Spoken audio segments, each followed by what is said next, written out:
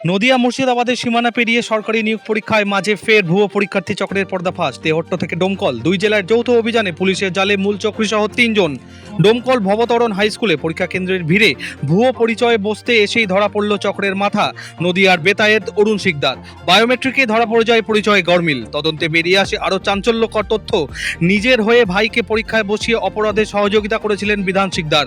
পাশাপাশি গ্রেপ্তার সাগরপাড়ার সন্দীপ মণ্ডলও। অভিযোগ, দীর্ঘদিন ধরেই সরকারি চাকরির পরীক্ষায় ভুয়ো পরীক্ষার্থী বসানোর সিন্ডিকেট চালাচ্ছিল এই দল।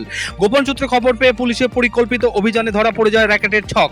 পরিচয় জালিয়াতি থেকে শুরু করে প্রতারণা, ষড়যন্ত্র, গুরুতর ধারায় মামলা রুজু হয়েছে 3 অভিযুক্তের বিরুদ্ধে।